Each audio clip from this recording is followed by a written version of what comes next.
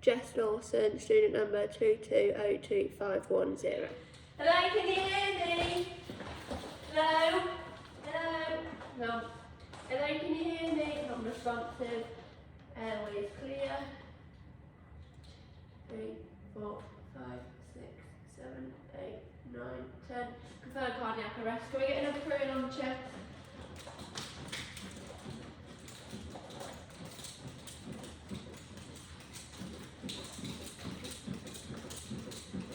Okay, rhythm check. K is in VF, K back on the chest. Charging. Okay, clear, top clear, middle clear, bottom clear. Okay, back on the chest.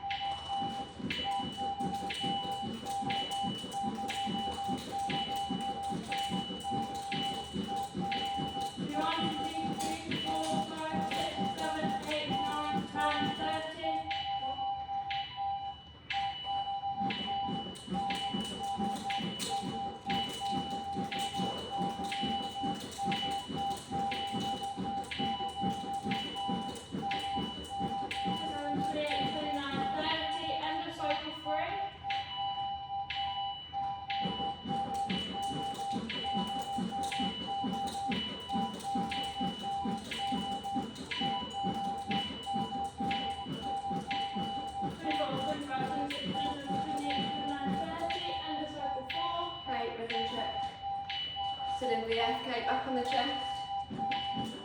Charging. Okay, clear. Top clear, middle clear, bottom clear. Yeah, shock and minutes back on the chest.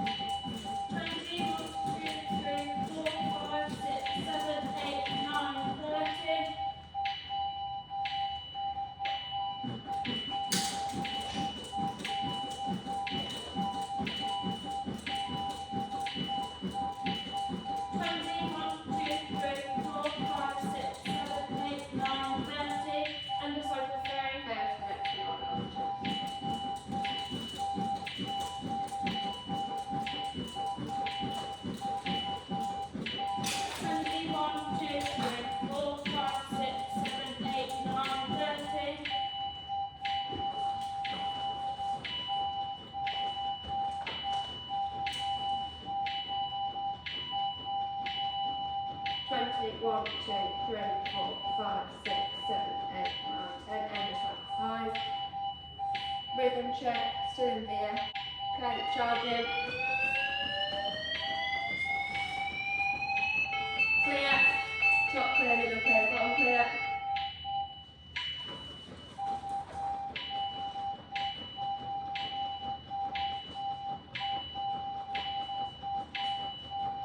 One, two, 3, 4, 5, 6, 7, 8, 9, 10.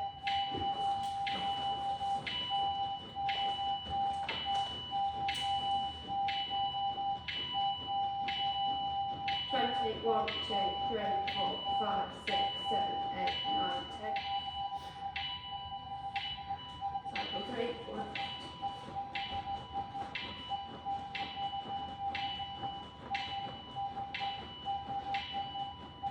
Twenty, 1, 2, 3, 4, 5, 6, 7, 8, 9, 30.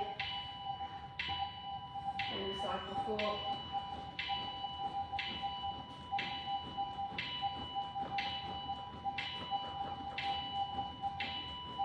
1, 2, 3, 4, 5, 6, 7, 8, 9, 30. For the first part of the video, I am approaching the patient. When approaching the patient, I am checking for dangers, including any liquids, electrical items, sharp objects, animals, and other people. I'm also checking to see if there are any indication as to why this may be happening to the patient. While looking at the environment, I'll be thinking whether it would be better for the patient to treat them in the ambulance, whether I need to move the patient, and if so, where. Is it safe for the patient to stay where they are? I also need to think about the patient's triangle. The colour. Are they side-nosed or pallor? Position, upright, tripod position, hunched over, or guarding. On approach, you also need to check for catastrophic hemorrhage. So I've approached the patient. I need to check for response. To check for response, I used AVPU.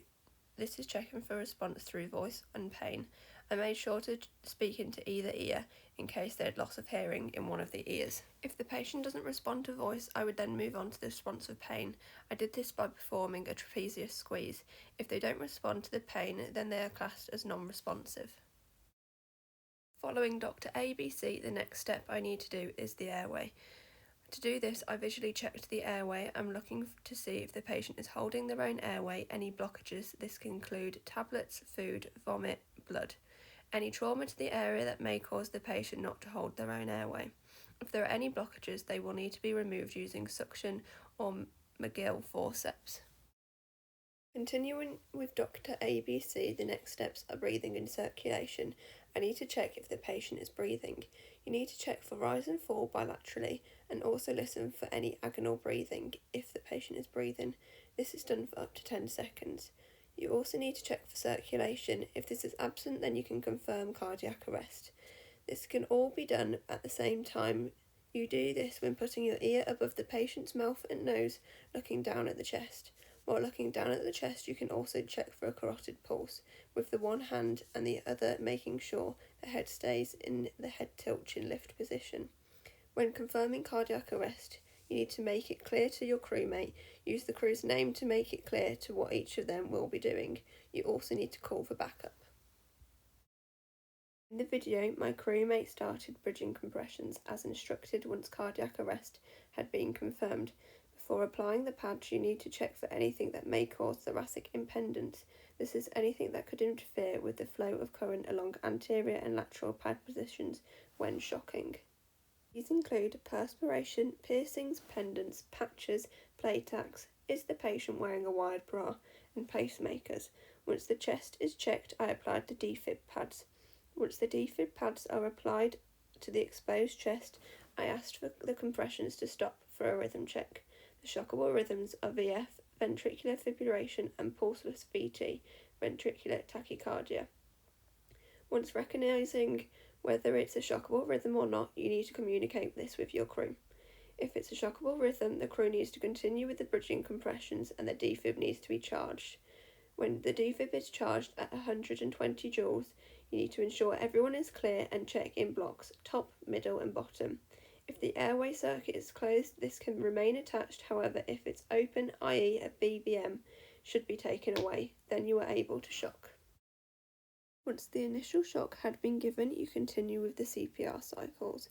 For an adult, this is 30 compressions to 2 breaths for 5 cycles before another rhythm check. If the patient was a child, it would be 5 rescue breaths first, then 15 compressions to 2 breaths for 10 cycles.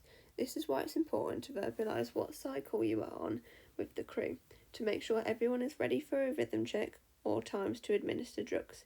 Effective CPR is to 5 to 6 centimetre depth at around 120 beats per minute and allows for good chest recall between each compression. This is tiring and the crew should communicate with each other when to switch to make sure they have continually good CPR. This can be measured using the end tidal CO2. Setting up the airway, you may decide that you want to use a better seal for ventilation or you want a fixed seal which will make it more convenient when conveying the patient. In this demonstration video, an eye-gel was used. When preparing to move up the airway ladder, you need to check the airway with a laryngoscope so that you are checking there is no deeper obstruction which may be lodged further when the eye-gel is inserted. This also ensures the eye-gel is going to seal correctly. The eye gel is lubed before insertion, making sure to stay away from the end seal to reduce irritation and minimise risk of injury when inserting. When securing the eye gel, I decided to use tape holding it in place, as all we had was a Thomas tube holder, and this doesn't fit around the eye gel properly, meaning it may keep moving around and not having the correct seal needed for proper ventilation. The airway is set up, you can switch who is performing the chest compressions. Continue doing rhythm checks after each 5 cycles, shock when shockable. Second shock is at 150 joules, third shock is at 200 joules, continue shocking at 200 joules thereafter. The demonstration video ends with showing me performing compressions, continuing into the next cycle and the rhythm check. According to the JL Calc clinical practice guidelines, you can continue CPR for 30 minutes before making a decision.